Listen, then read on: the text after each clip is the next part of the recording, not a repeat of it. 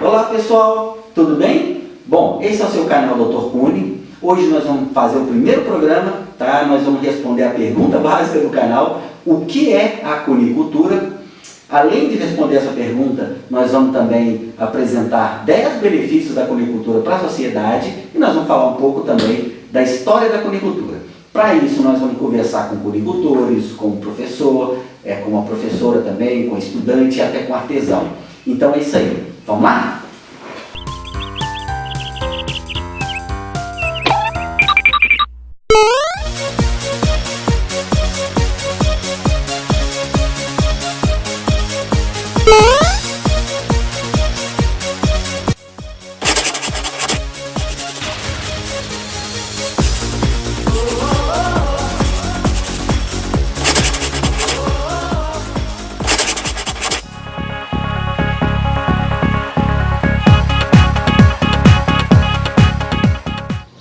Pessoal, então a pergunta inicial aí do nosso canal é: o que é a cunicultura?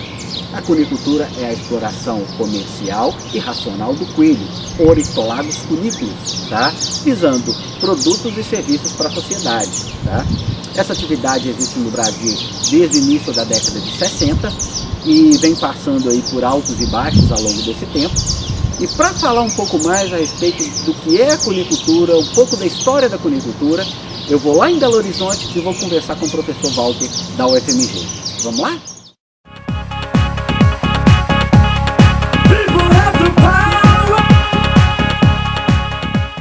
Bom, então saudações, nós estamos aqui com o professor Walter Mota da UFMG.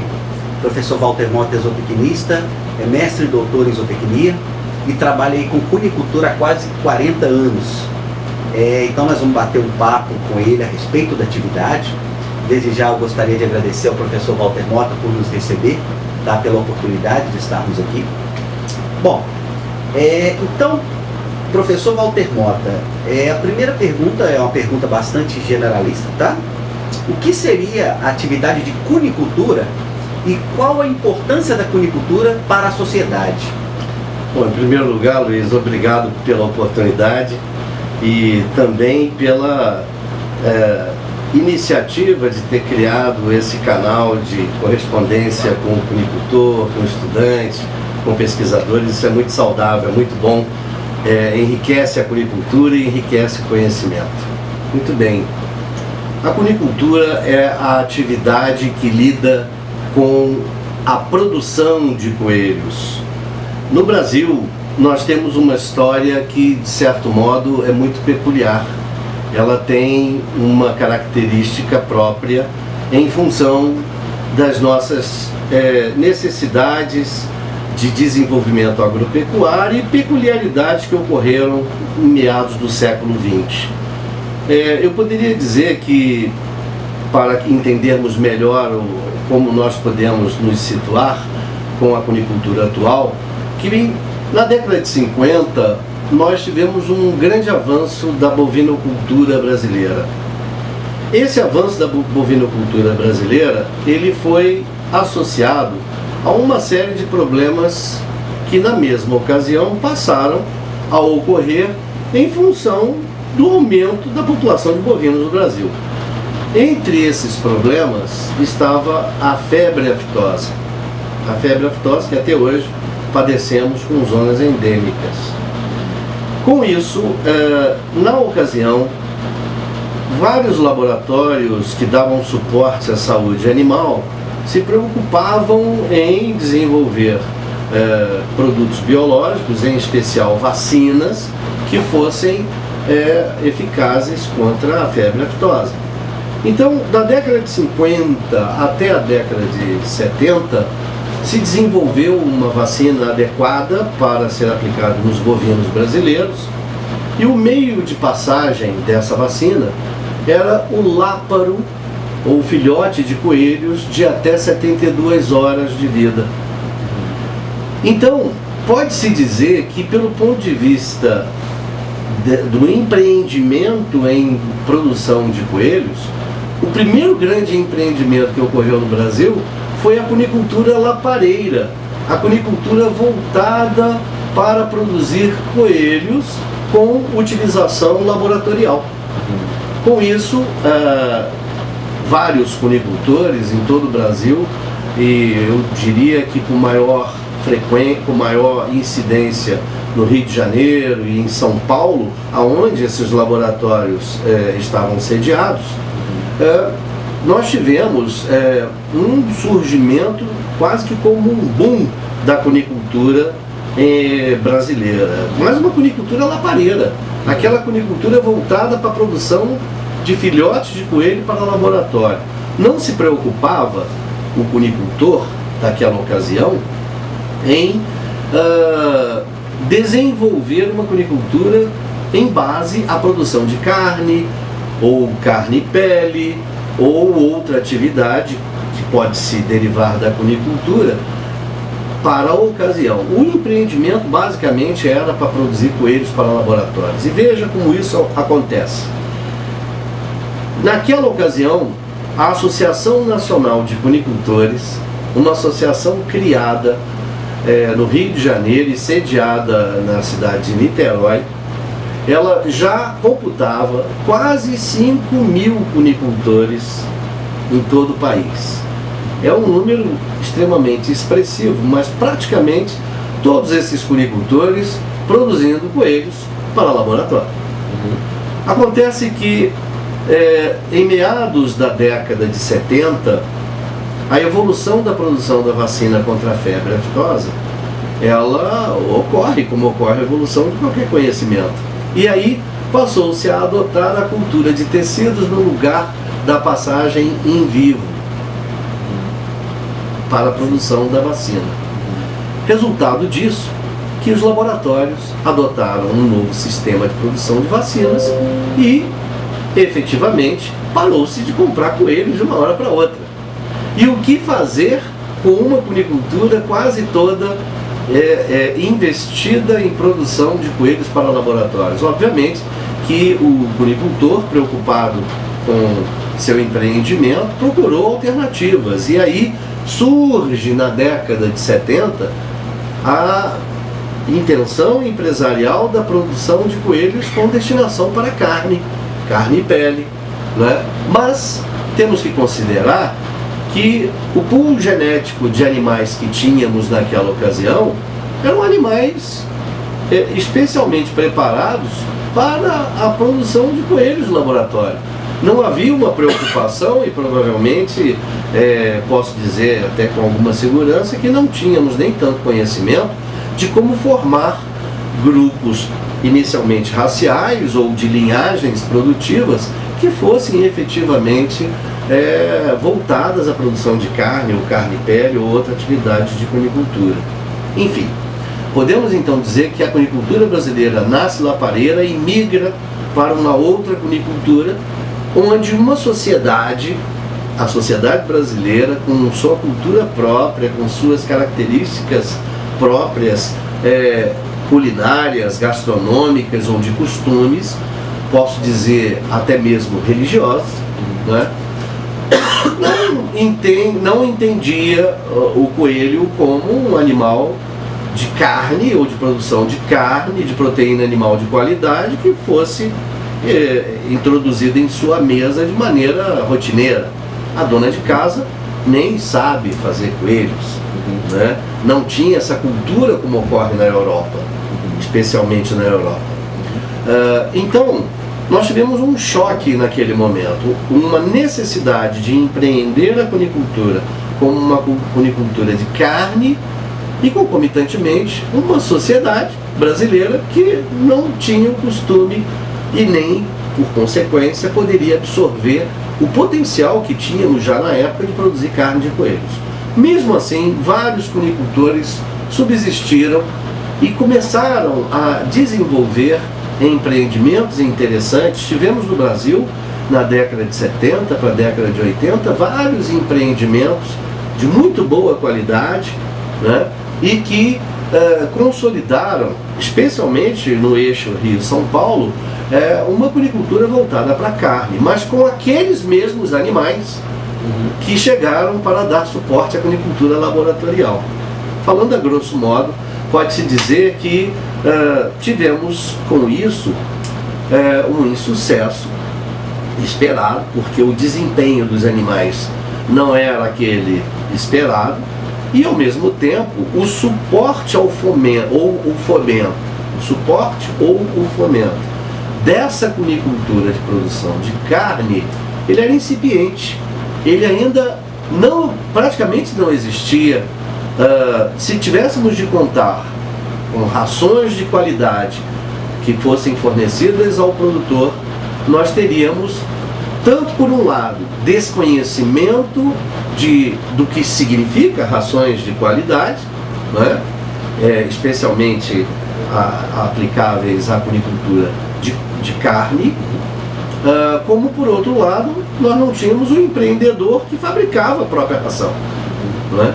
E aí tivemos a infelicidade de ver algumas cuniculturas que tomaram iniciativa própria de criar alternativas de criação dos animais e que, sabendo que 70% do custo de produção é a alimentação dos animais, né, o insucesso nesse aspecto leva à desistência do cunicultor.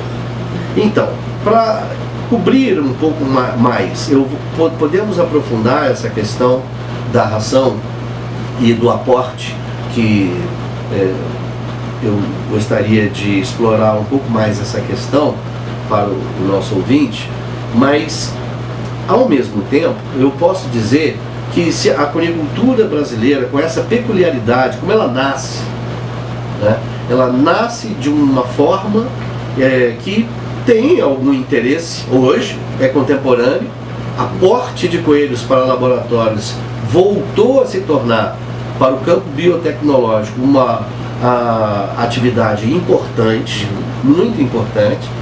O subsídio laboratorial para várias aplicações biotecnológicas, o coelho é muito importante, é um animal estratégico, mas para aquela ocasião, onde a fabricação de vacinas contra a febre aftosa era o principal objetivo, praticamente levou os cunicultores a um improviso na criação de coelhos que não deu certo. Hoje nós temos que corrigir esse percurso, e talvez seja até possível corrigir. Não temos a solução de tudo, porque é complexa a questão, não se trata apenas de viabilizar o sistema em si, há toda uma complexidade a ser considerada e que podemos desenvolver isso um pouco melhor.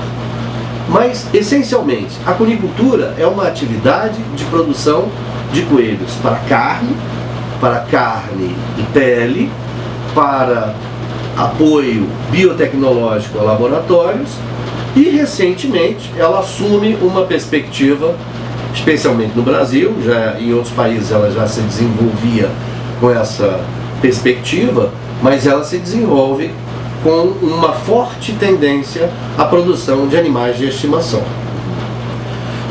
Pode-se dizer que nesse leque, né, nós temos as principais atividades da cunicultura e, ao mesmo tempo, como ela se desenvolve no Brasil.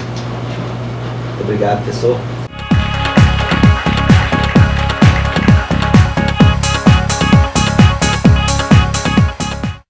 Bom, então o primeiro benefício da cunicultura para a sociedade que nós vamos destacar é justamente a carne do coelho, que é um produto de altíssimo valor biológico, de altíssima qualidade nutricional. Hoje no mundo se produz mais de 1,5 milhão de toneladas de carne de coelho, concentrado principalmente na China, que produz quase 1 milhão de toneladas. Os países do Mediterrâneo produzem muita carne de coelho também, principalmente a França, a Espanha e a Itália. É uma carne de altíssima qualidade nutricional, altíssimo valor biológico e é muito pobre em colesterol, gorduras e sódio. Bom, é uma carne muito saborosa que é muito indicada também para pessoas em recuperação, pessoas idosas. Então, é uma carne que pode-se dizer estratégicas, principalmente do ponto de vista nutricional.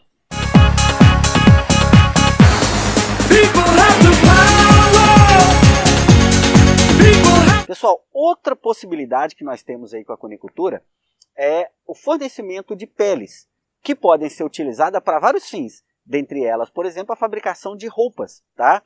Isso pode agregar muito valor ao cunicultor. Para isso são utilizadas raças específicas para a produção de pele. São raças que nos proporcionam peles de excelentes qualidades, tá? E para falar um pouco para a gente a respeito do processamento de pele, que é uma atividade que pode agregar valor, tá, à cunicultura, eu fui lá em Lavras e conversei com um artesão chamado Sr. Dilvo, tá? Então, vos convido a ir comigo para conversar um pouco com o seu Dilvo. Vamos lá?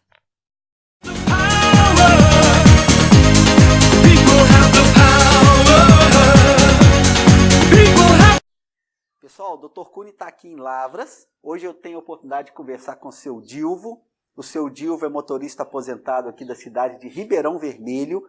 É uma cidade vizinha aqui de Lavras, tá? Seu Dilvo, para mim, é um grande especialista quando se fala em processamento da pele de coelho. E nós estamos tendo, então, hoje a oportunidade de entrevistar, de conversar aí pessoalmente com o seu Dilvo. Seu Dilvo, muito obrigado por o senhor ter vindo aqui na UFLA para conversar um pouco com a gente aí a respeito do processamento da pele do coelho, tá? Então, primeiramente, eu queria que o senhor falasse para a gente o que nós podemos fazer com a pele de coelho. Se nós temos uma pele de coelho recém crua, né, recém-abatida, o que nós podemos fazer com ela? Primeiramente, antes de mais nada, tenho eu que te agradecer. Não, seu Dilvo, que é isso? Tenho eu que te agradecer de ter me dado essa oportunidade de apresentar o que não foi ainda apresentado e o povo precisa saber. Eu acredito que eles vão gostar muito, porque a pele do coelho era descartável. Aproveitava a carne e descartava a pele.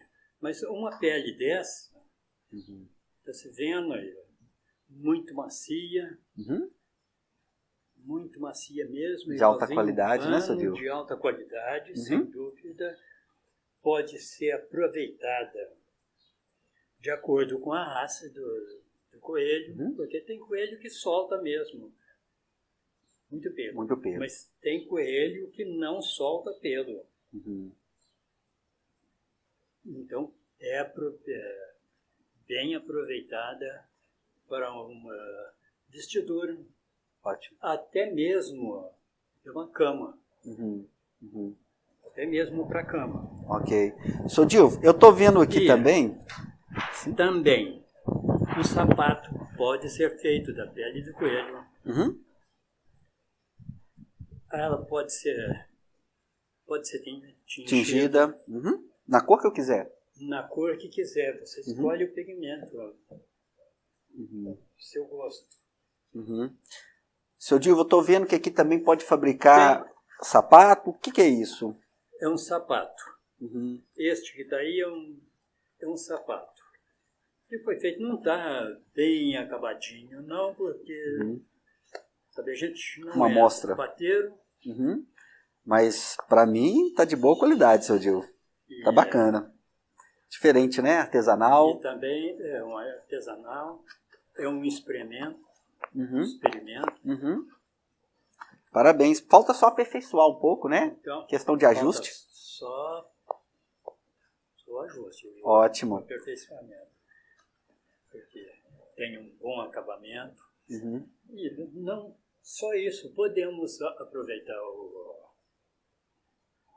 a mesma pele do coelho, nós num curtimento inverso, nós façamos um papel que este papel, podemos dizer assim, é o A5, ou seja, o A4, o papel para impressora. Bem resistente isso, Dilvo? Tá aqui, muito bem resistente. Não é um papel. Ótimo. É um couro.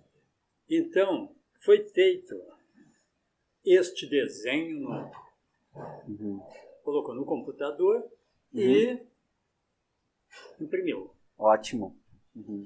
Então nem Para parece, ver né? se ela é de boa aceitação da tinta, inverso eu passei várias vezes na impressora e foi aprovado. Ótimo, obrigado, seu Dilvio. Então quer dizer que com a pele Tem do uma coelho, aceitação melhor do que o papel. joia, nós podemos fazer esse material, né, essa pelica, interessante. Nós podemos Pode também fazer. processar a pele dessa maneira para fazer a vestimenta e ainda fazer Uma sapatos, pantufa pantufas. ou sapato. Uhum. O sapato é feito com couro sem o pelo. A pantufa já é com o pelo. Podemos fazer luva para o tempo do frio, muito bom. Ótimo. Muito quentinho. Seu Dilvio, então estou percebendo que aqui nós estamos agregando valor para a pele do coelho, um produto que muitas vezes a gente descarta. Nós estamos agregando valor, nós estamos gerando renda para o produtor, né? E nós estamos aproveitando mais, né, um subproduto que seria julgado aí no meio ambiente, né? Que a gente não pode fazer isso mais nos dias de hoje, a gente não pode mais simplesmente pegar o produto ou subproduto da atividade e julgar no meio ambiente. A gente tem que dar um fim economicamente viável para ele. Me fala uma coisa, seu Dilvio. Uma pessoa pode vender, um cunicultor, ele pode vender a pele dele a R$2, R$3 para alguém que vai fazer isso. Mas e se o cunicultor mesmo processar essa pele? Ele ganha dinheiro vendendo isso? Uma pele como essa pode ser feita uma bolsa. Essa aqui é uma pele pequena, de um coelho pequeno. Uma bolsinha pequena. Mas ela pode ser também emendada sem parecer, sem mostrar costura, mostrar... Entendi. Não parece que foi. Então pode ser feito uma coxa. Uma coxa de retalho. Não, é um pano só. Seu Dilvio, e quanto que vale uma pele nesse estado, dessa maneira, curtida, bem curtida como a gente está vendo? Quanto que ela vale? Olha, ela ficou muito barata. Muito baratinho. Mas eu considero uma pele dessa como uma pedra de diamante. Para que serve o diamante? O valor do diamante está na raridade. Muito raro. Por isso é que ele se torna muito caro. Nós estamos falando em 20, 30 reais, talvez? Então, não vou também eu entregar essa pele que ficou para mim por o quê? Devo ter gasto nela uns 3 ou 4 reais. Com mais o valor dela, sem curtir, de 3 vai para 6. Não, mas na mão de obra eu posso, que é simples, bem simples, mas como eu disse antes, é raro. Então, 50, 60 reais uma pele. Ok, obrigado, seu Dilvio. A gente percebe que o processamento da pele é muito importante, então, para agregar valor a um produto que a gente descartaria e também para gerar renda para esse cunicultor, né? Para ele pegar essa pele, poder processar, poder vender e a gente aproveitar esse produto no mercado para vestimenta ou até mesmo para fazer esse papel, para fazer esse material, né? Para fazer roupa. Então, eu acredito que é muito interessante essa solução que a gente dá para esse produto, além de trazer renda para a sociedade. Tá bom. Então, nós agradecemos aí o seu Dilvio. Sim, seu Dilvio, claro. Claro. Eu quero também aproveitar a oportunidade de que o valor dessa pele é só para mim? Não. Para o povo, para quem quiser. Eu estou aqui para ensinar. Ótimo, ótimo. O seu Dilvo sempre se disponibiliza para vir aqui na UFLA dar curso, tá? Ele trabalha aí com a professora Raquel, né? Já houve a situação aqui, né, seu Dilvo, onde o senhor se deslocou para dar curso aqui de curtimento. Hoje em dia no Brasil nós temos pouquíssimas pessoas que trabalham bem o curtimento da pele do coelho. Então, obrigado, seu Dilvo, parabéns pelo trabalho que o senhor vem desenvolvendo aqui e sucesso para o senhor nas atividades.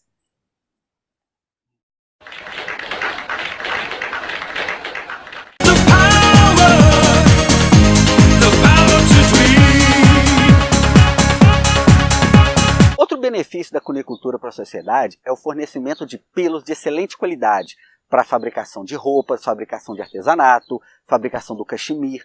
Vários produtos podem ser elaborados com o pelo de coelho. Para isso nós utilizamos a raça Angorá, tá? É uma raça que hoje é muito pouco criada aqui no Brasil, pouquíssimos são as pessoas que mantêm animais Angorá. Tá? O mercado brasileiro, então, quando se fala em pelo de coelho, ele é muito pouco aquecido, se produz muito pouco pelo aqui no Brasil. Mas na China hoje é um dos segmentos da cunicultura que mais cresce, o segmento de produção de pelos Angorá.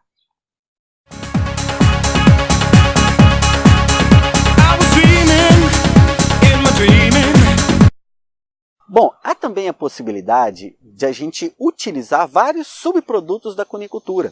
Nós podemos utilizar o olho, por exemplo, para pesquisa médica, nós podemos utilizar a víscera para a produção de farinha de vísceras, nós podemos utilizar também a orelha do animal para a produção de colágeno, o sangue do animal para a produção de testes sorológicos. Existem testes que somente são feitos a partir do sangue de coelho. Nós podemos utilizar o cérebro para a produção de um anticoagulante chamado protrombina, ou seja, vários dos subprodutos que a gente gera da cunicultura podem ser comercializados. Chama atenção que isso é um mercado altamente restrito que deve ser muito bem trabalhado pelo cunicultor.